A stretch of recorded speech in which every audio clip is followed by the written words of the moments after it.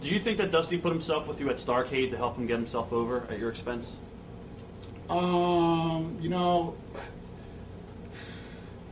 I just don't look at the wrestling business that way. Right. He was the booker. He was the main guy in the company, Crockett's main guy, and if he wants to beat me in Starrcade, and that's his choice, and then I had no problem with it. You know, I always think if you have a little bit of talent, you can overcome that. Right. If it is a detriment, you know, at all, you know. You have a very good rep for being a very smart businessman, even back then at the time. Was there any tension between you and management due to you being a really good businessman? There might have been some tension as far as I was like the original contract guy, Right. you know, because it was kind of like, you know, I came from football, and you know, you kind of had some kind of at least base guarantee of what you're going to make, and the wrestling was so arbitrary. I kind of maybe rubbed them the wrong way that way a little bit, you know. Somebody was telling me that. But it's a good thing that I got what I did, because, I mean, I really was the first. I mean, I don't mean to just put myself over at all, to take it the wrong way. I was the first guy to get a large guarantee.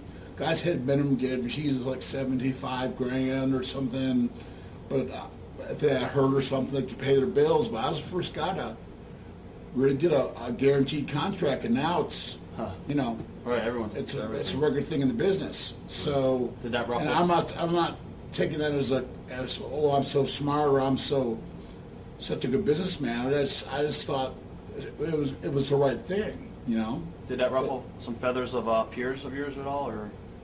Some of the guys, when they found out I had a pretty good baseline guarantee, I think it ruffled the feathers a little bit. But once again, like I said, I can't do anything about that. Right. I mean, you know, my point to them was, if they offered you money, would you turn it down? Right.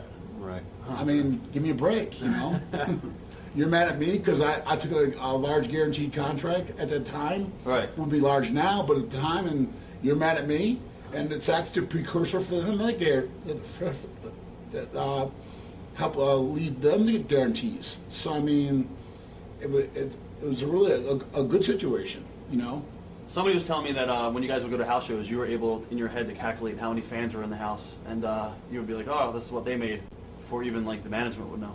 No, that's not, that part of it. I'm not near that smart. I had no idea about that, about ticket prices and right. how many heads or how many families were in seats, how much they made, and not merchandise money. They just said that you were pretty good at figuring out the house from just looking out the curtain. I don't know. I don't know about that.